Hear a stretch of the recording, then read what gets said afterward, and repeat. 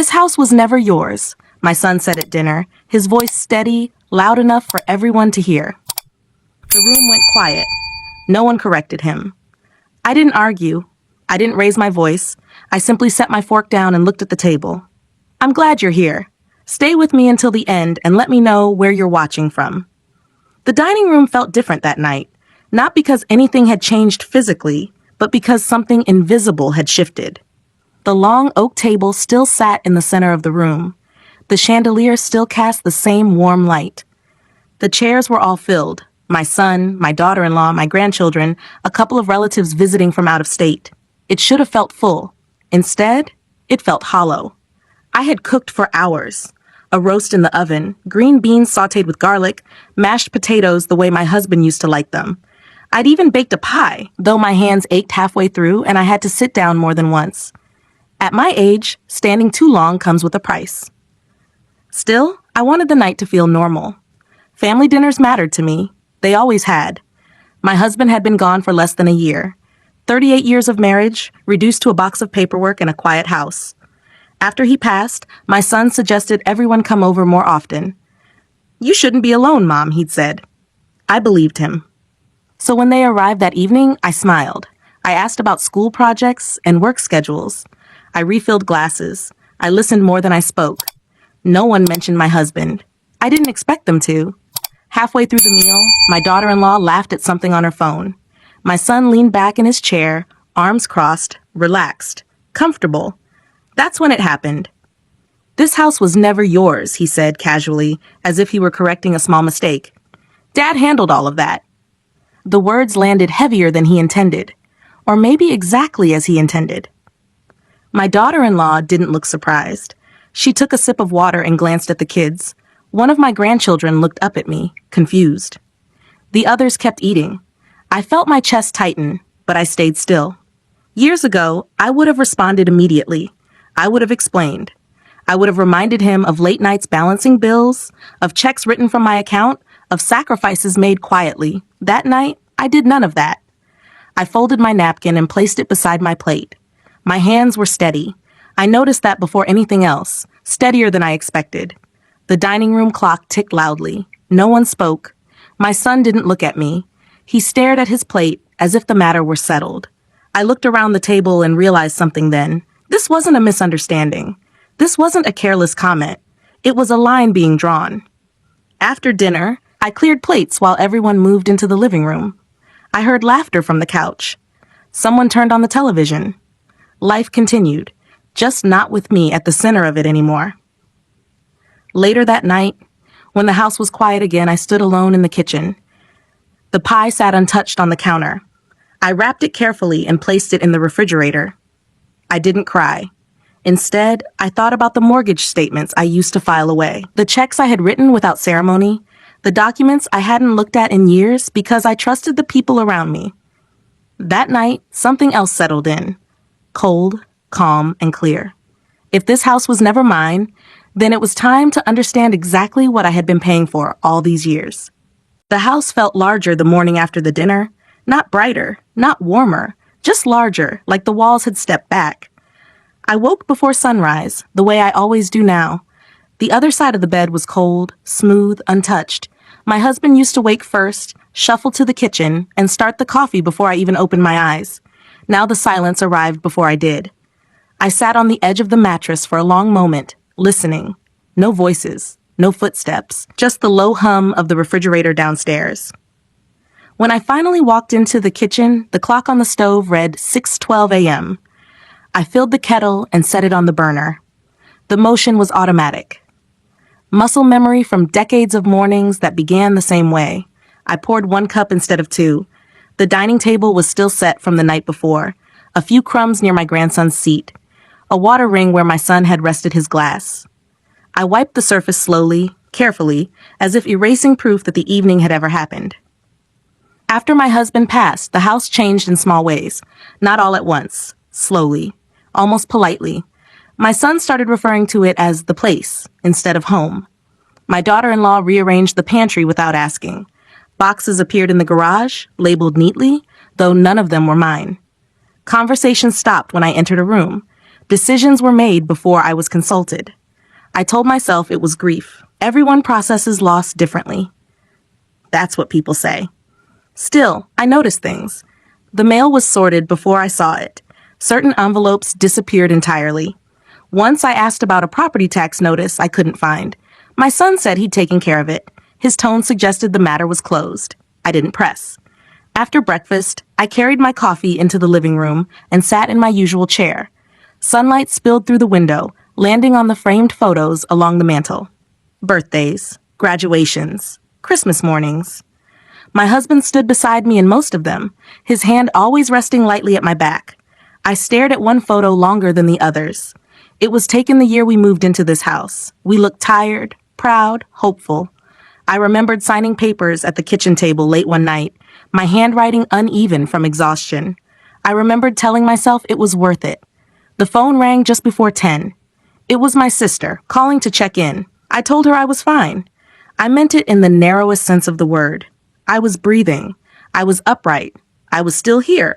After the call, I went to the hallway closet and pulled out a small metal box from the back shelf. It was heavier than I expected. Inside were old folders, receipts, documents I hadn't touched in years. I hadn't needed to. I sat at the kitchen table and opened the first folder. Then the second. Names, dates, numbers. Some of them were familiar. Others weren't. I didn't panic. I didn't rush. I simply read. Outside, a car door slammed. Voices floated through the open window. The house was waking up again, filling with sound. I closed the folder and slid it back into the box. By the time my son came home that afternoon, I was washing dishes at the sink. He asked if I needed anything. I said no. That was still true. What I needed, I was beginning to understand on my own. By the third day after the dinner, I started noticing patterns I could no longer ignore. It wasn't anything dramatic. No shouting, no slam doors. Just small changes that, taken alone, could be dismissed. Together, they formed something else. My son stopped knocking before entering my room. He would pause at the doorway instead, as if checking whether I was awake, then step in with a quick question. Always practical. Always rushed. Never personal. My daughter-in-law began referring to things in the house as ours. Not in front of me at first. I heard it when she was on the phone. We're thinking of repainting. We might rent out the back room. Her voice was calm, confident, settled. Once, she moved a framed photo from the hallway. It was an old picture of my husband and me on our anniversary. I found it later on a shelf in the laundry room, leaning against a bottle of detergent. When I asked about it, she smiled and said she needed the wall space. I nodded. That afternoon, I went to the bank to deposit a check from my pension. I'd done this same routine for years. The teller recognized me and asked how I was doing. I said fine. She glanced at her screen a little longer than usual, then frowned. "Did you mean to change this account?" she asked. I leaned closer. The number she showed me was familiar, but not mine. It was an account I recognized from old paperwork, an account my husband and I had once opened together, then stopped using. "I didn't request any changes," I said. She hesitated, then apologized and said she'd double-check. I told her not to worry and completed the deposit. As I walked out, the thought stayed with me. Quiet, persistent. That evening, my son mentioned a letter that had arrived for me earlier. He said he'd put it somewhere safe. When I asked where, he waved his hand and said he'd look later. He didn't. After dinner, I returned to the metal box in the closet. I spread the folders across the bed and took my time. Statements, old tax forms, mortgage records. My name appeared again and again, not as an afterthought, not as a secondary signature, as a payer. I remembered nights balancing the checkbook while my husband slept in the next room. I remembered taking extra shifts at the library when money was tight.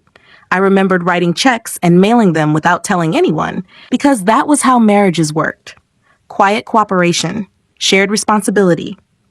Downstairs, I heard laughter, my grandchildren running through the hallway. The sound made me pause. I didn't want to become someone bitter. I didn't want to be suspicious of my own family. So I closed the folders and put everything back. The next morning, a locksmith's business card sat on the kitchen counter. I asked my daughter-in-law about it. She said they were just exploring options. Her tone suggested I didn't need to know more. I rinsed my cup and set it in the rack. Later that day, I overheard my son talking in the garage. He lowered his voice when I came closer, but not fast enough. I heard my name. I heard the word documents. I went back inside and sat at the kitchen table. The sunlight hit the same spot it always did. Nothing had changed, except me. For the first time, I stopped assuming confusion. I stopped telling myself it was grief or stress or poor communication. I didn't confront anyone. I didn't accuse.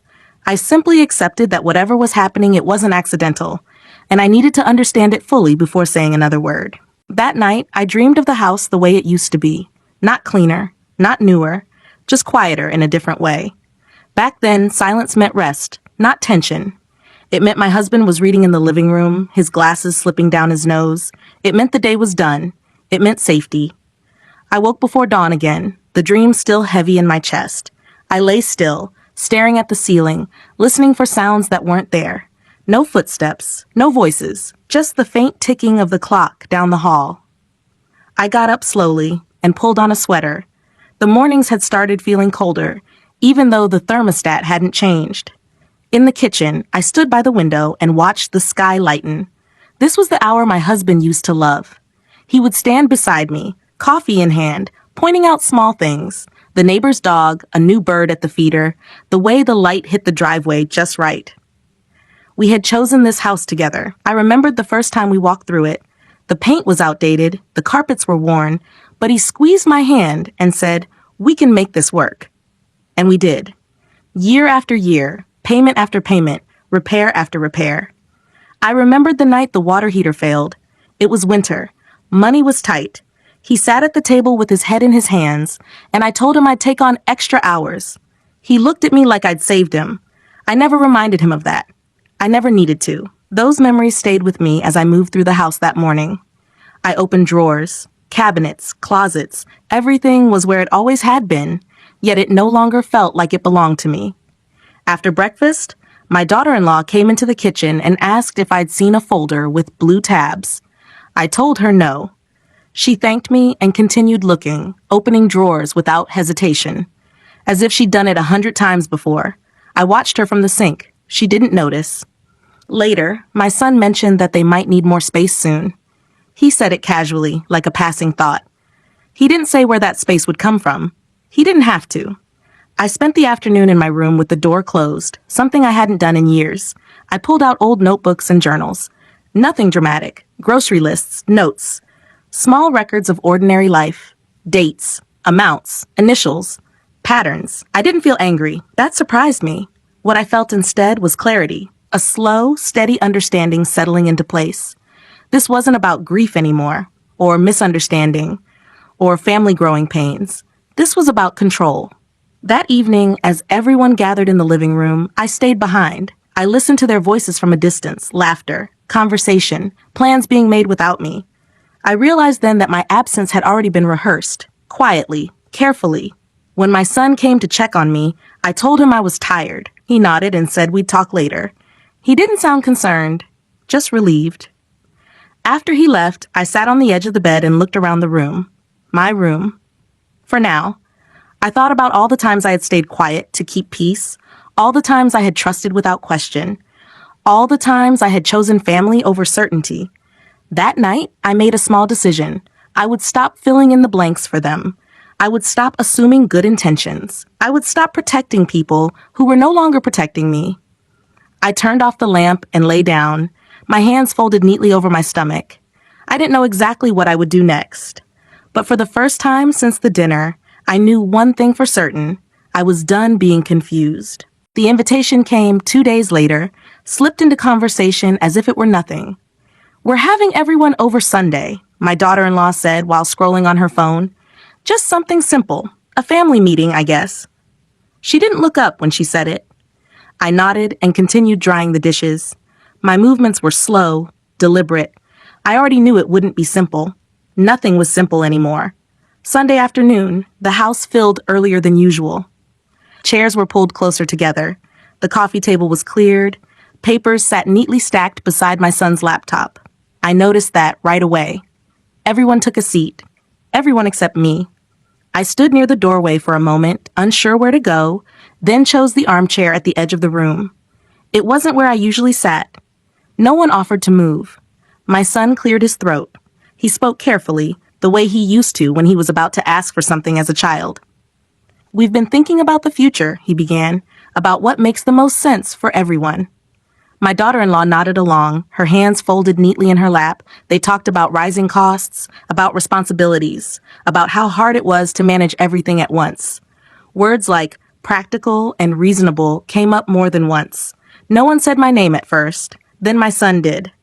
"Mom," he said, finally looking at me, "this house is a lot for one person. We think it might be time to make some changes." I didn't interrupt. My daughter-in-law leaned forward. "We just want what's best for you," she said. "Somewhere smaller, easier, less stress." I waited. They talked about senior communities, about freeing up space, about selling options, though they didn't say that word directly. They didn't need to. I looked at the stack of papers on the table. Forms, printouts. A pen placed carefully on top, angled toward me. That's when I understood. This wasn't a discussion. It was a presentation. At some point, my son slid one document closer to the edge of the table. Not all the way to me, just enough. "If you could just look this over," he said. "No rush. We can talk through it." I didn't reach for it. I looked around the room instead. At faces I had fed, supported, defended. At people who had once asked me for advice and now spoke as if I weren't fully present. No one raised their voice. No one sounded cruel. That was the part that hurt the most. I nodded once. "I'll read it later," I said. My voice didn't shake. I noticed that, too. The meeting ended shortly after. Chairs scraped, cups were refilled, conversation shifted to lighter things, as if something heavy hadn't just been placed in front of me. That evening, after everyone left, I returned to the living room alone. The documents were still there, waiting. I picked them up and carried them to the dining table. I read every page slowly, line by line. I recognized the language. I'd signed things like this before years ago when trust had filled in the gaps. I didn't sign anything. Instead, I placed the papers back in their folder and set them beside my purse. Later that night, I stood in the hallway and looked at the front door. I imagined my things boxed up, labeled, moved without me deciding. For the first time, I didn't feel afraid. What they thought was a conclusion felt more like a beginning to me. They had shown their hand, and now I knew exactly what I was dealing with. After the meeting, I stopped pretending I didn't remember the past. It came back to me in pieces, quietly, as I moved through the house in the days that followed. Not as regret, as inventory. I remembered the first year my son moved back in after college. He was unsure of himself then, careful with money, embarrassed to ask for help. I told him not to worry. I covered groceries, utilities, small things at first, then bigger ones. When he married, they needed time to get on their feet. That was the phrase they used. I let them take the larger bedroom.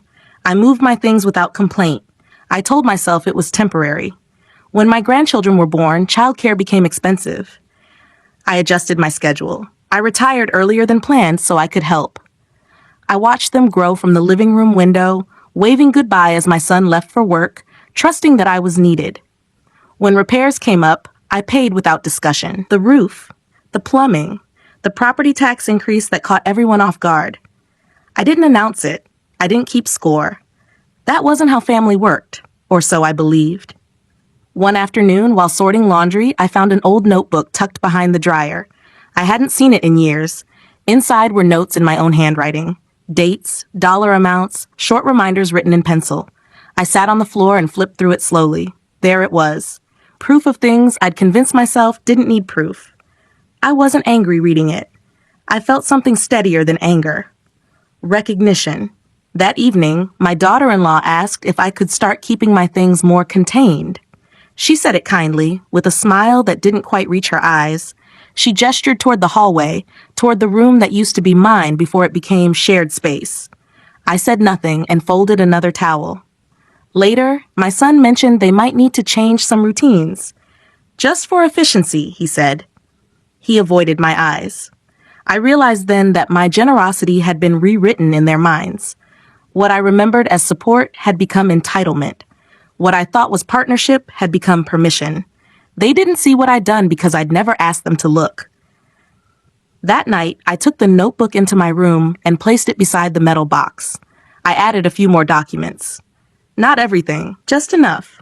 I wasn't collecting evidence to accuse anyone. I was grounding myself in facts.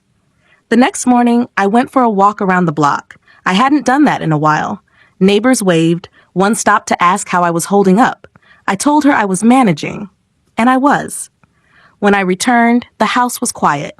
I stood in the entryway and looked around, not as a resident waiting to be included, but as someone taking a final measure of a place she knew intimately.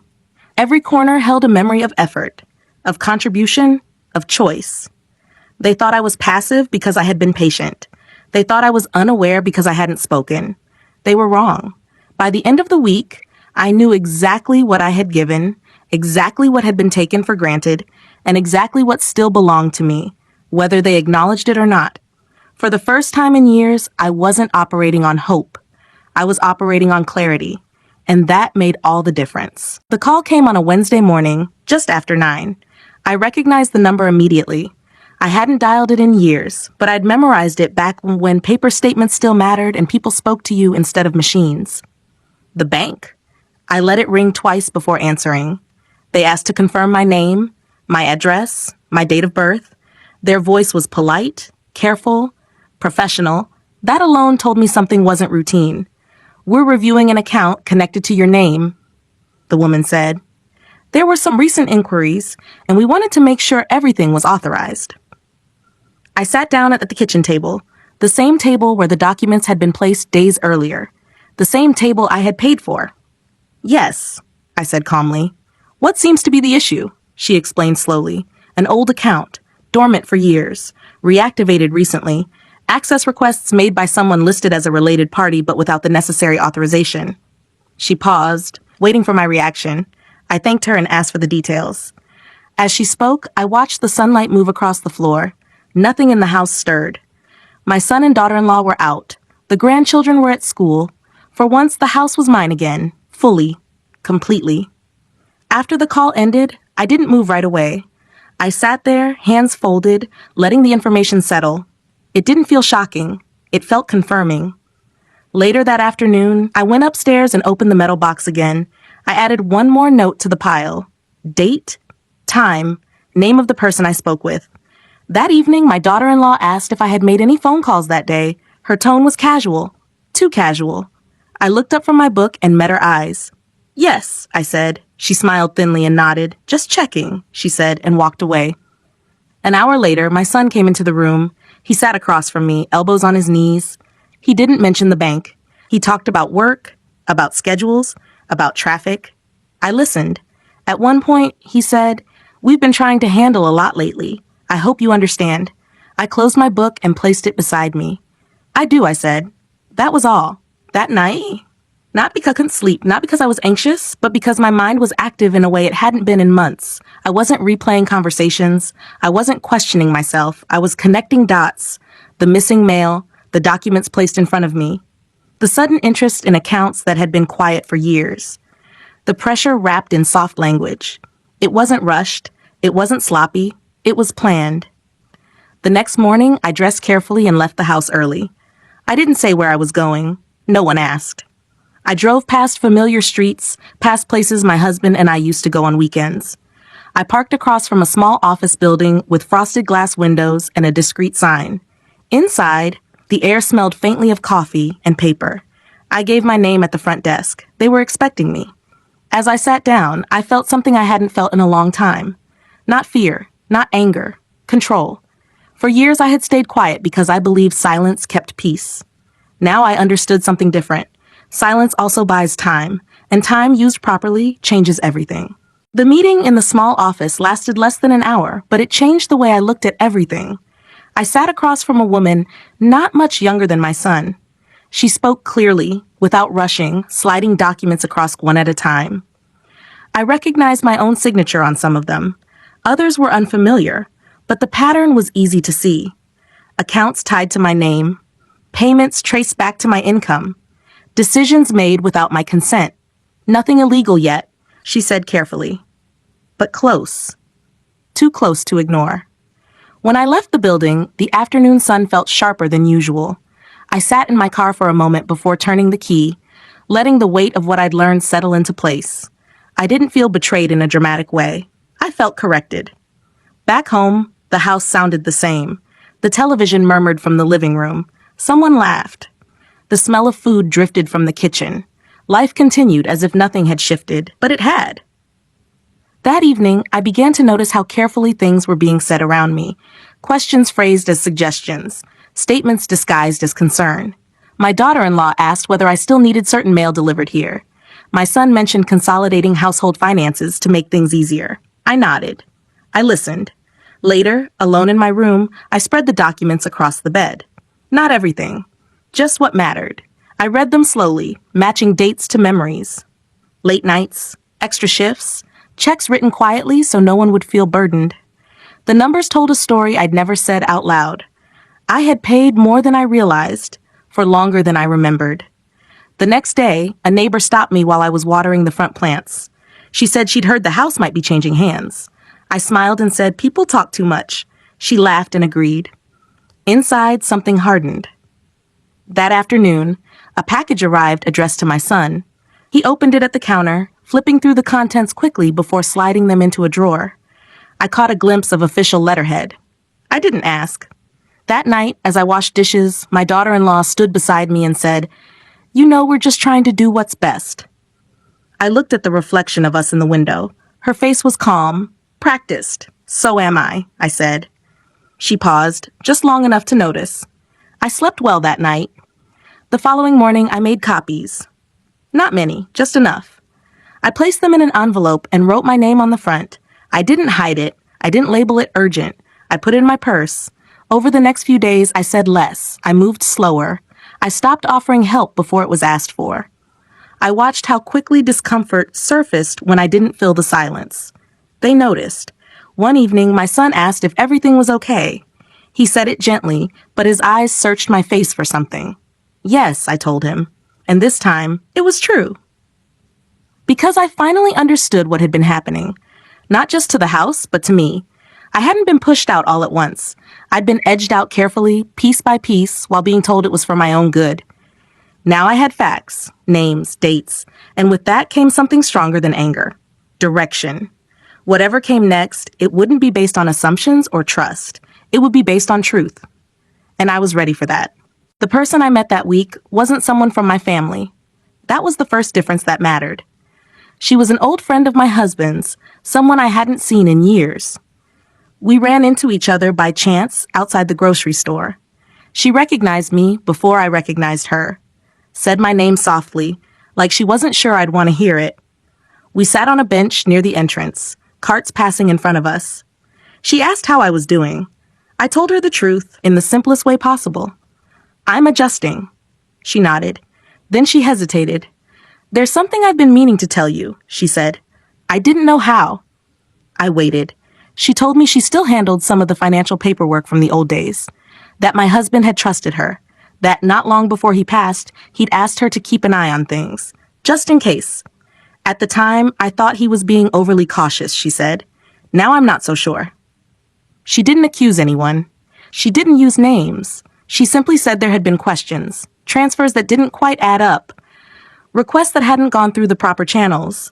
She said she'd tried to reach me once, months earlier. The letter was returned. She assumed I'd moved. I felt something settle in my chest then. Not surprise. Confirmation. We exchanged numbers before parting. She squeezed my hand as she stood. "You're not imagining things," she said quietly. "I wanted you to know that." I drove home slowly. When I walked into the house, my daughter-in-law was on the phone. She lowered her voice when she saw me. My son wasn't home yet. I went to my room and closed the door. I sat on the bed and stared at the wall, letting the day replay itself. Not emotionally, logically. That evening, my son asked if I'd run into anyone interesting. He tried to sound casual. I said I'd seen an old acquaintance. "Anyone I'd know?" he asked. "No," I said. He nodded, as if that answered something for him. Later, I received a text message from the woman I'd met. Just an address and a time. No explanation. I didn't respond right away. Instead, I took out the envelope in my purse and added one more name to the list I'd started keeping. Another thread connecting itself quietly. The next morning, I left early. I told no one where I was going. I didn't need permission. The office I visited wasn't large, just a few chairs, a desk, a window overlooking a parking lot. The woman greeted me like she'd known me for years, even though this was our first real conversation. She listened. That was the most important thing. I spoke plainly about payments, about documents, about conversations that felt rehearsed. I didn't dramatize. I didn't ask what I should do. She nodded and took notes. "There's nothing you need to decide today," she said, "but you're not without options." I thanked her and left. That night, dinner was quiet. My daughter-in-law talked about schedules. My son scrolled on his phone. I ate slowly and excused myself early. In my room, I placed the new business card beside the others. The pile was growing, not in size, but in meaning. For the first time since my husband died, I felt supported by someone who had no personal stake in the outcome. No guilt, no pressure, no expectations, just clarity and steadiness. I laid down that night with the light off, listening to the house breathe around me. Whatever they thought I knew or didn't know was no longer accurate. I wasn't standing alone anymore, and that changed the balance in ways they hadn't anticipated. I didn't change anything right away. That was deliberate. In the days that followed, I moved through the house the same way I always had. I made coffee in the morning. I folded laundry in the afternoon. I listened more than I spoke. From the outside, nothing looked different. Inside, everything was measured. I stopped volunteering information. I stopped filling the quiet with explanations. When my daughter-in-law asked questions framed as concern, I answered briefly. When my son mentioned plans without asking my opinion, I nodded and said I understood. They seemed relieved by my calm. What they didn't realize was that my silence had changed purpose. Before, it was meant to keep peace. Now, it was meant to observe. One evening, I noticed my son reviewing paperwork at the dining table. He closed a folder quickly when I walked in. I didn't slow my step. I poured myself a glass of water and returned to my room. Later, I heard voices in the kitchen. Low, careful, the kind of conversation people have when they believe timing is on their side. I lay on my bed and listened without straining. The next morning, I went through my closet and sorted my belongings. Not to pack, to organize. I separated what was sentimental from what was replaceable. Letters, jewelry, old photographs. I placed them into boxes and labeled them neatly. When my daughter-in-law saw the boxes, she asked if I was planning something. "Just tidying," I said. She smiled, but her eyes lingered on the labels longer than necessary. That afternoon, I drove to the post office and rented a small box. I redirected my mail quietly. No announcement, no discussion. I also changed the password on an account I knew they didn't expect me to check anymore. The confirmation email came through immediately. I deleted it after reading. At dinner that night, my son mentioned an upcoming deadline. He said it in passing, watching my face for a reaction. I continued eating. "Everything okay?" he asked. "Yes," I said. It was the truth. The next day, I met again with the woman who had listened so carefully before. I brought only copies this time. We went through them slowly. She explained what could wait and what shouldn't, what required action and what required patience. "You don't need to confront anyone yet," she said. I nodded. I already knew that. Back home, I placed the copies in a different envelope. This one stayed hidden. Not because I was afraid of being discovered, but because some things are more effective when they arrive unexpectedly. That weekend, my daughter-in-law suggested we all go out together. A gesture, an attempt at normalcy. I agreed and smiled in the right places. I laughed when expected.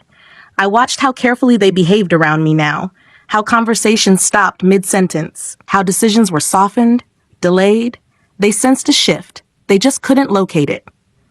On Sunday evening, after everyone went to bed, I sat at the kitchen table and reviewed everything one last time. Not emotionally, practically. I wasn't planning to argue. I wasn't planning to beg. I wasn't planning to explode. I was planning to be precise. Before turning off the light, I wrote one sentence on a small piece of paper and slipped it into my purse. Not a threat, not a demand. A reminder. I slept soundly that night.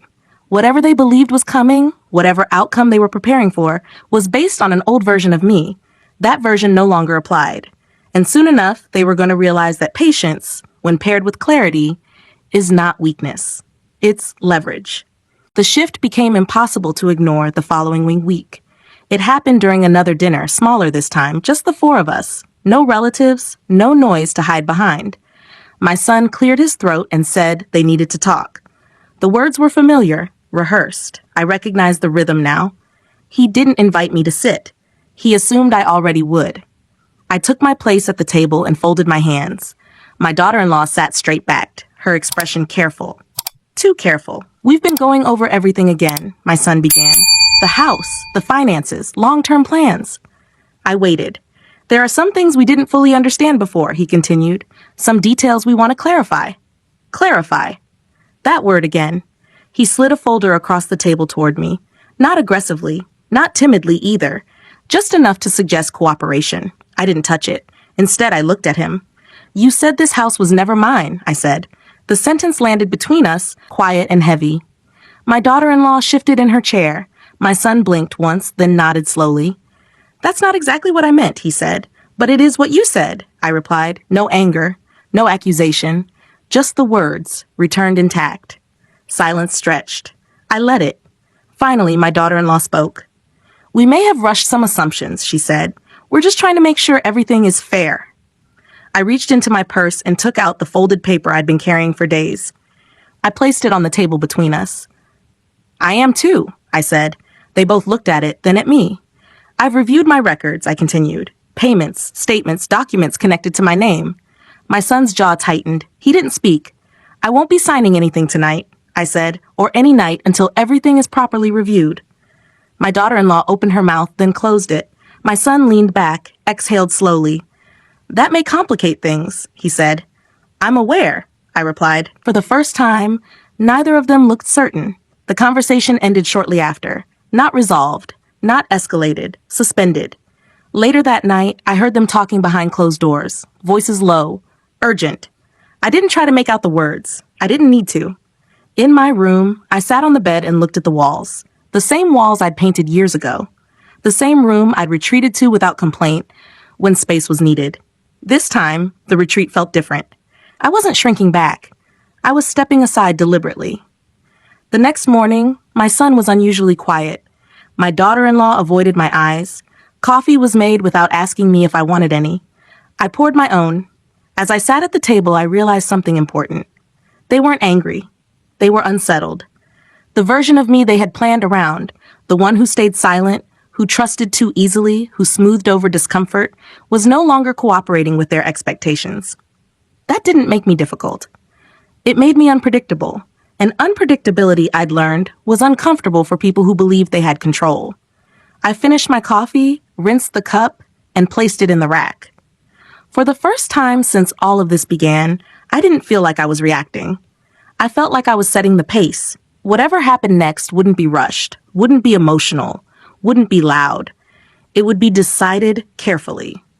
And it would be decided with me fully present at the table.